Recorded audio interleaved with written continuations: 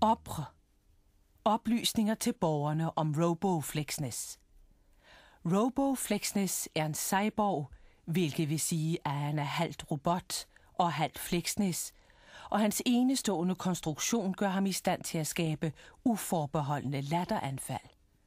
Robos foretrukne virkemiddel er en hyppig brug af ordet deo, og han kan med fordel bruges af folk, der er i dårligt humør, eller af komikere, der er i knibe. Vi spiller her et audiofonisk eksempel.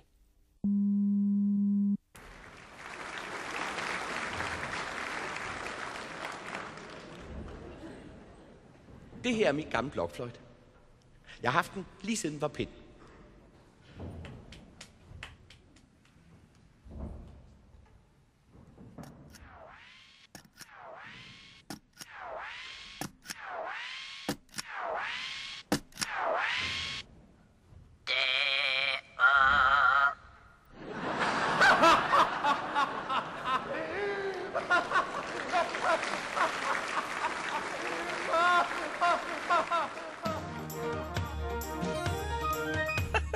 Nå, tak for nu.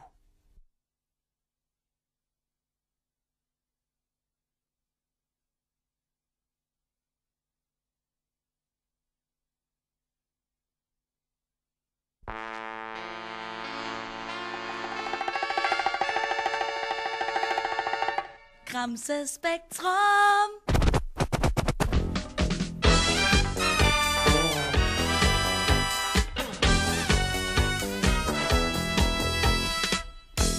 Hej og velkommen til Filmkanalen. Vi lægger i denne uge ud med en film, der henvender sig til de alleryngste biografgængere. Instruktøren bag mega børnefilmsuccesen Teenage Mutant Ninja Turtles, John Keane, er nemlig tilbage med mere af samme skuffe. John Keanes første film handlede om en flok unge, deforme ninjaskildpadder, og hans nye film er befolket af en række lige så aparte figurer. Filmen hedder Middelaldernes Basser Kung Fu Bordtennisæsler, og handlingen udspiller sig i pingpongmiljøet i 70'ernes Hongkong. De 4 vanskabte æselhelte bliver af den djævelske skurk Flinseren lokket til at deltage i en bordtennisturnering med livet som indsats. Oh, mad one. We see your trap. You can never escape your fate. Submit with honor to a duel with my son.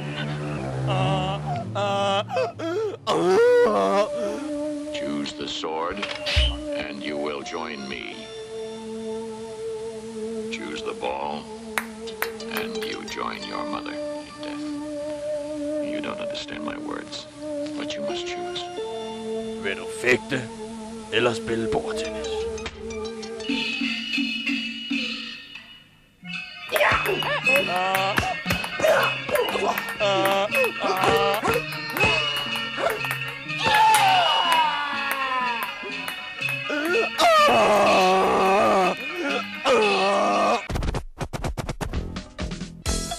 Og så er det i denne uge, at der er premiere på den længe ventede storfilm om RoboFlexness. RoboFlexness The Movie påstår at være en autentisk skildring af RoboFlexness skabelse og karriere, men instruktøren Roy Evans har tilladt sig at pynte en hel del på virkeligheden, og det er der faktisk kommet en ret spændende film ud af. Virkelighedens RoboFlexness er som bekendt en cyborg, hvilket vil sige, at han er halvt robot og halvt Flexness. Og han har hidtil haft enorm succes i Danmark. I Roy Evans film er Robos tilværelse imidlertid ikke lutter lavkage. I det herrens år 1997 skaber den danske opfinder Kaj Strøbæk et enestående væsen.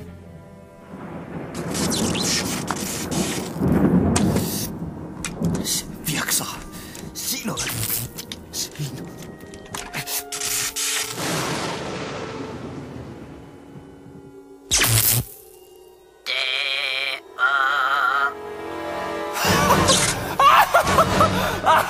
Den lever! Han lever! Et væsen med en eneste mission i tilværelsen. Alarm. Alarm. Problem. Komiker i knibe. Sted. Cirkusbygningen. Handlingsparameter. Hjælp komiker. Mission. Skab latterudbrud. Fis i kasketten din. Et væsen med en enestående evne. Evnen til at skabe latter og glæde, hvor end han kommer frem. Men i den dybeste afkrog af 3 mænds syge og forviklede hjerner udtænkes en nedrig og ondskabsfuld plan.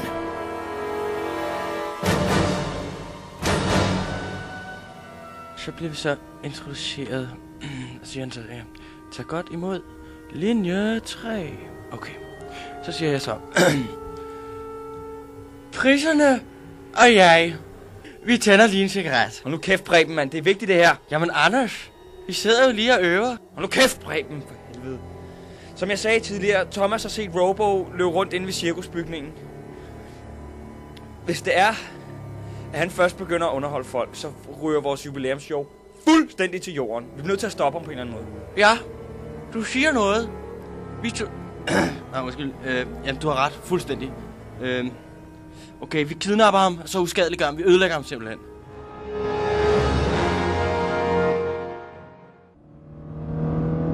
Hey, Anders, se. Han står derovre. Så tager vi ham!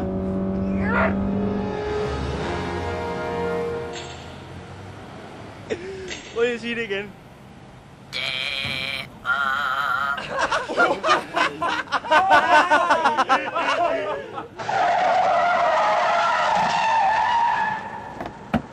Tag ham! Han prøver ikke af! Tag ham her! Kortslut hovedkredsløbet! Jeg prøver! Kortslut hovedkredsløbet, din far! Helvede, Preben! Okay. Jeg prøver! Er der godt noget? Er du kæft, Robo? Okay, prøv at kortslutte ham! Prøv at kortslutte ham!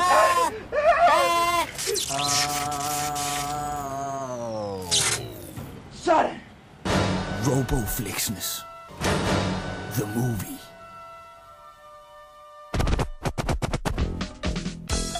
Præcist hvordan det går med Roboflexness, og om de onde mennesker i linje 3 får held til at ødelægge ham for evigt, kan jeg naturligvis ikke afsløre her i Filmkanalien.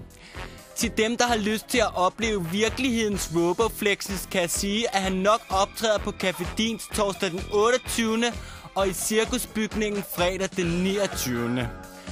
Det var næsten alt fra Filmkanalien for i dag, men inden vi slutter, så har jeg jo for vane at gøre noget ret så underligt. I dag skal ikke være nogen undtagelse, og jeg har derfor taget en camembert sandwich med i studiet. Den vil jeg nu spise på en ret så underlig måde. Så hvis du hører til en af dem, der ikke kan tåle at se en camembert sandwich blive spist på en underlig måde, så skal du nok slukke for dit fjernsyn, eller i hvert fald holde dig for øjnene og for ørerne.